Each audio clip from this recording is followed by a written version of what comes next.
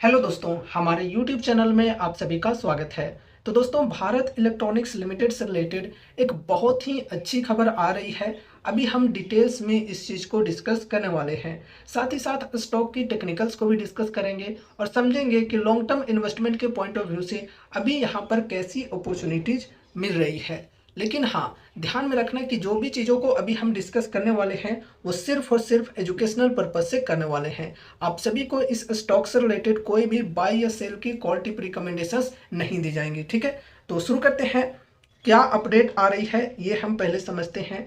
तो देखो, कही जा रही है बेल कंफर्म्स फाइनलाइज्ड उत्तम AESA radar configuration for Tejas mark 1A। काफ़ी अच्छी न्यूज आ रही है, ध्यान से समझना।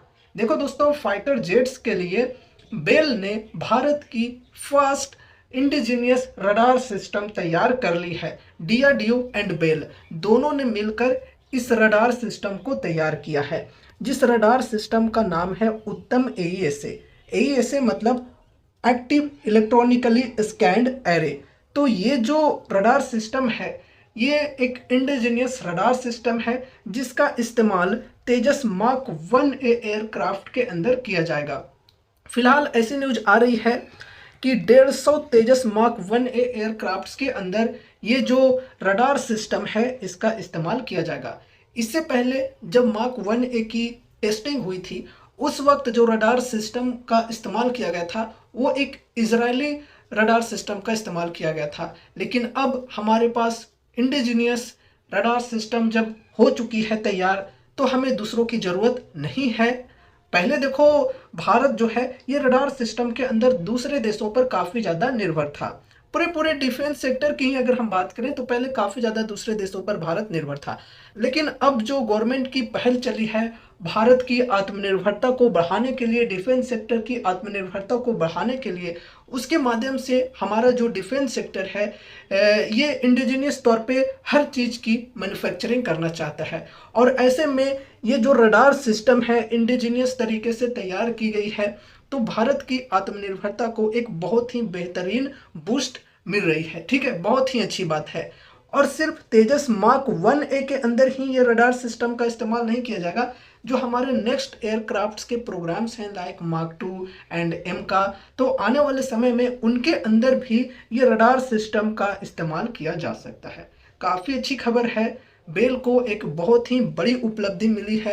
और ऐसे में आने वाले समय में फाइटर जेट्स जो हैं वो तो काफ़ी ज़्यादा हमारे देश में तैयार होने ही वाले हैं। तो ऐसे में फाइटर जेट्स के लिए जो रडार सिस्टम है इसकी डिमांड काफ़ी ज़्यादा रहने वाली है।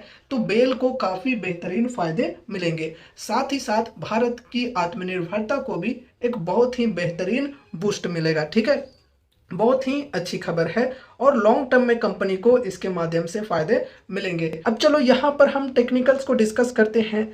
देखो दोस्तों, अभी कुछ खास डिस्काउंट स्टॉक के अंदर अवेलेबल नहीं है। 52 वीक हाई के लेवल से करेंट प्राइस तक की बात करें तो तकरीबन 10 से 11% की डिस्काउंट अवेलेबल है। इससे पहले स्टॉक के अंदर काफ़ी अच्छी डिस्काउंट अवेलेबल थी, 20% से प्लस की डिस्काउंट मिल रही थी। हमने डिस्कस भी किया था कई बार। ठीक है, अगर किसी ने इधर इन्वेस्ट कर रखा होगा तो ओवरऑल प्रॉफिट्स में होंगे ठीक ठाक। लेकिन अगर किसी ने इन्वेस्ट नहीं किया, उस वक्त चूक गए, तो अभी इन्वेस्टमेंट करना चाहिए। देखो, अभी कुछ खास डिस्काउंट अवेलेबल नहीं है।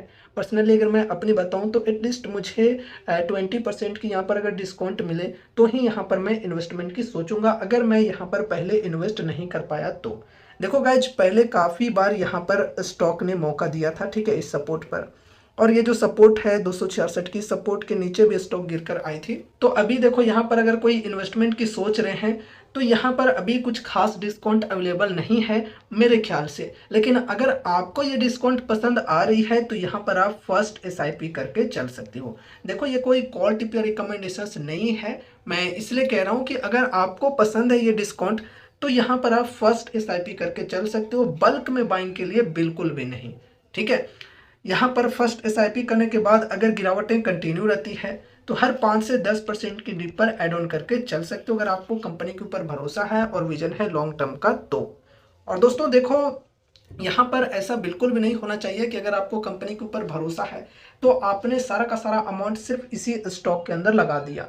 तो इस गलती को करने से बचना है, सोच समझकर लिमिटेड वेटेज के साथ ही चलना है। ठीक है, तो दोस्तों ये रही हमारी आज की video Bharat electronics limited stock से रिलेटेड। उम्मीद है कि इस वीडियो के माध्यम से आपको कुछ यूजफुल इन्फॉर्मेशन मिले होंगे। तो वीडियो को लाइक करके चैनल को सब्सक्राइब कर देना और मिलते हैं अगले नए वीडियोज के साथ। तब तक के लिए बाय बाय।